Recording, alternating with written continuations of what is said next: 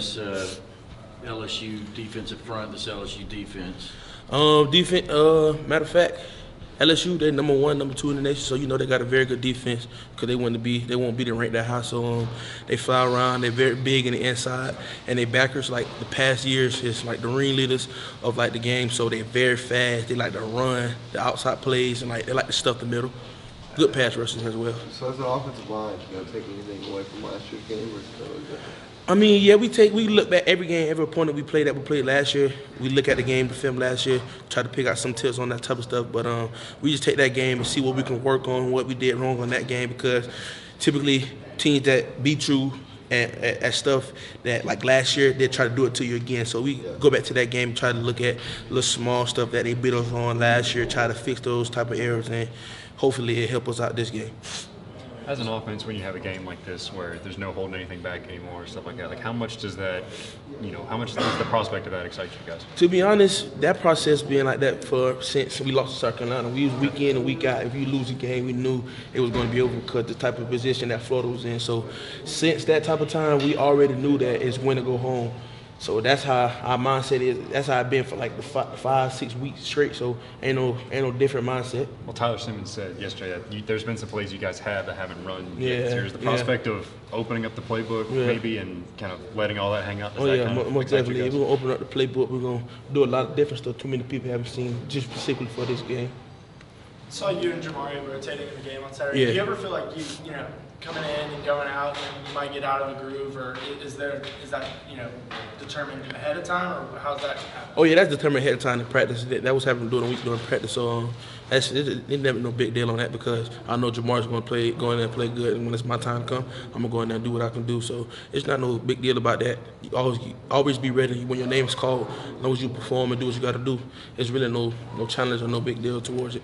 And what's the nature like between y'all in practice, knowing that there's 4 of y'all playing guards, week in and week out, and is it a competitive nature or a friendly, or how is that in practice? Most definitely, it's a lot of competitiveness in like those type of days and those type of periods because we know we're rotating. But also we know we want our brother, like we're a brotherhood. Like this offensive line is one of the units that has to be strong with the team. You got a strong offensive line and off the field, on and off the field. That's you can win a lot of games. So that's just the brotherhood. I want him to play good. He want me to play good. And anybody else that rotate in and out, we want each other to play good.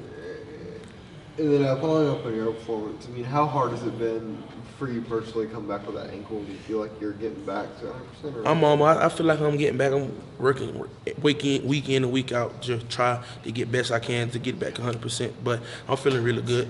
Solomon, what did they do? Last year's game is last year, but what were they doing with their fronts last year? Any typical SEC team, they feel like us. We feel like we can beat you straight up, so we're not going to do a lot of moving. We're not going to do a lot of this. We're just going to plug our gaps. We're going to have big guys stand in, a 4-down line, all type of stuff. You might move a few downs, and then on like typical SEC teams on 3rd down, they like to spread your guards and your tackles out so you can't get too much help. They like to make you fire down each other, like man on man. You got to win man on man on the inside and outside. So that's the type of thing that an SEC team does, or any typical team in the SEC. I was going to ask you about Mercedes-Benz Stadium. I know you're a Florida guy, but you've been here at Georgia long enough. You've been in that building a few times. Is there a sentimental value to playing there? Oh, yeah. It's a great atmosphere. My first year, matter of fact, my first game here, my first year, we played against North Carolina in the Georgia Dome.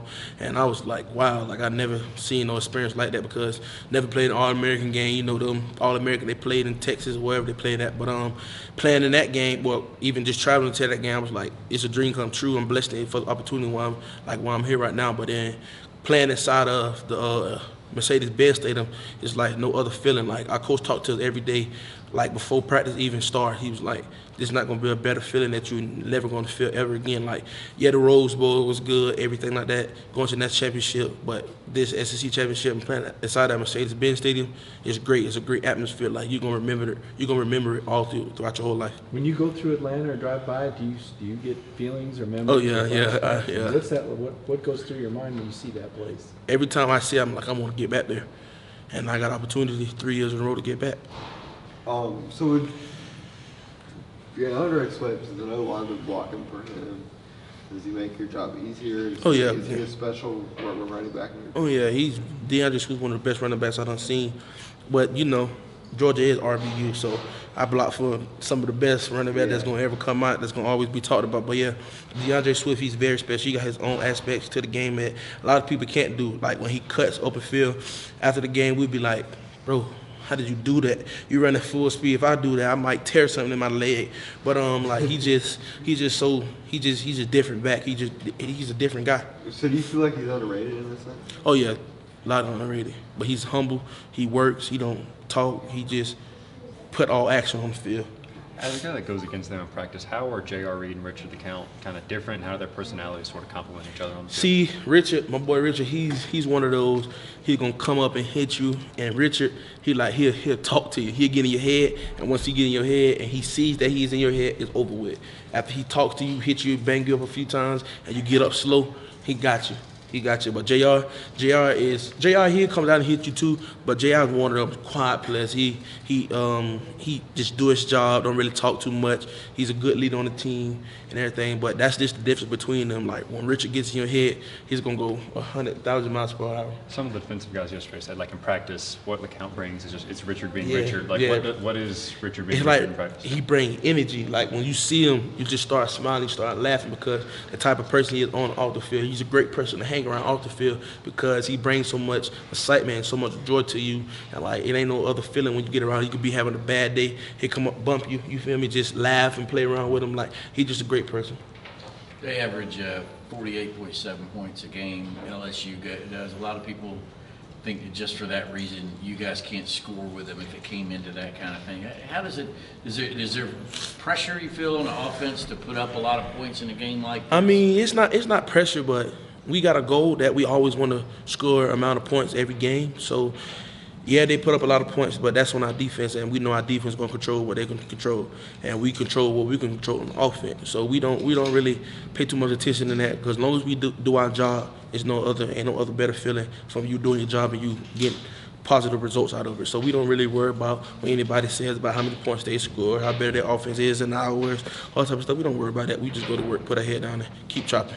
Jake said that he feels better in the dome. He feels like he can play faster on the turf. Does it feel different for linemen on the turf as well? I don't really see, not for me, because I move the same speed on the turf and on the field, so ain't no bit different for me. What about the way Jake's played in there? You look at his numbers; they're Yeah, pretty incredible.